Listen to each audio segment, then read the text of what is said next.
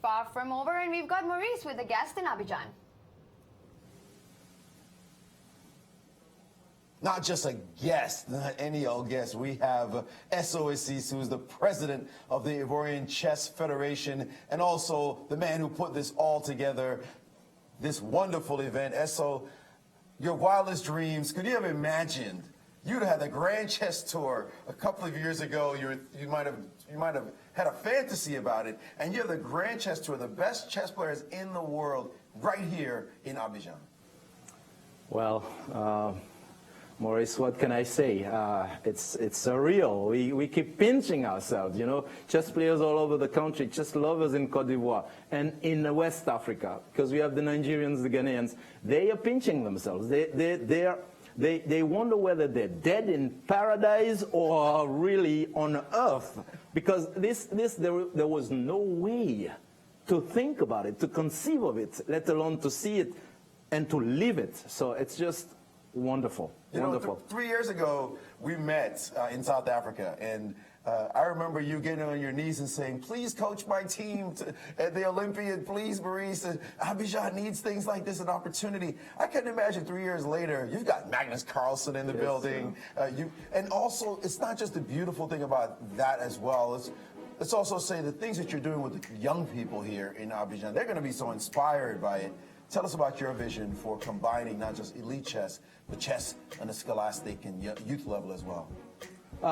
My vision actually was shaped by listening to those kids. And when you hear Marie say, I want to be the greatest chess player in the world, you have two choices. Either you try to spur that, you try to bring the opportunity to her and motivate her to do more, or you just say, okay, you know, stop dreaming, young girl. I chose to try and bring chess to her and to the other kids of Côte d'Ivoire. They are so thrilled. Africa is grateful. Just I guess that's the line. Africa, the whole of Africa is grateful for the Grand Chess Tour coming to our continent. Great symbolism, to be sure, but also giving a different view. A lot of people have the wrong view of Africa. They don't realize how beautiful it is to be here. And then you bring all the West African states in a chess tournament. You've got the Nigerians, as you mentioned. You've got players from Ghana. Do you have Togo here as well? Togo's here. Togo's here as well. And of course, your players playing in Abidjan.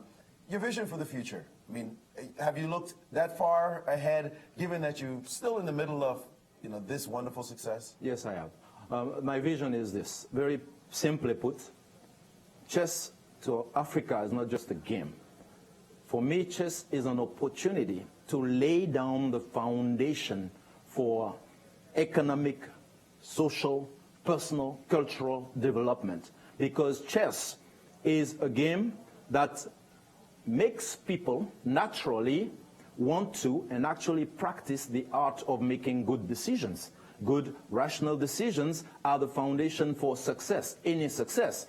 And of course, there are a lot of bad ideas circulating. Chess is a game for the elite, for the wealthy, for the most educated, and you know, chess is not playing. Playing in Africa is not considered a good thing. Kids should not be playing, they should be working. Especially young girls should be helping their mothers in the kitchen.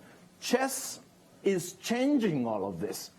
When father and mother play chess with their children in the home, like we are seeing now being done, we are also challenging the social, you know, categories, the social hierarchy, and leading people to think that the best wins. Pawns can be promoted to queens, and it's just a revolutionary kind of opportunity that we want to bring to Africans and African families and community. And like I said, sometimes we want a national development. We want countries that are developed, but no country develops itself with individuals, citizens that are underdeveloped or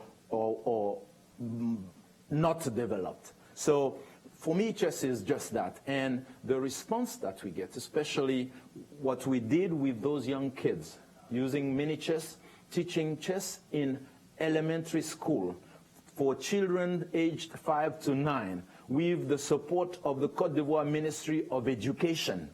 We trained 2,250 kids in 2017, 2018. And this year we sport as well is behind us. Absolutely. And we aim to do this for 7,500 kids this year. And thanks, I need to thank the Kasparov Foundation Francophone for funding our first year pilot project with mini chess. But mind you, the Minister of Sports said in an interview, on the occasion of the opening ceremony, he said, welcoming the Grand Chess Tour in Abidjan is an opportunity for introspection for us. It makes us realize that chess has a lot to offer to Côte d'Ivoire, and we have not supported this chess federation the way it deserved to be supported, and we are going to support it properly from this point on. So what can we hope to achieve when the Grand Chess Tour visits a country better than the ownership by the government and the commitment by the government to support chess and chess development in Africa? I see your passion. I feel your passion. We could go on all day talking about this, but the work you're doing is simply fabulous. Thank you so much for what you offer for young people here and the hope and showing the world just how beautiful a place you have. Really, congratulations on wonderful, wonderful work. Essoh Essis, the president of the Ivorian Chess Federation. You can feel the man's passion just coming through the screen, and he has absolutely done fabulous work here in Abidjan.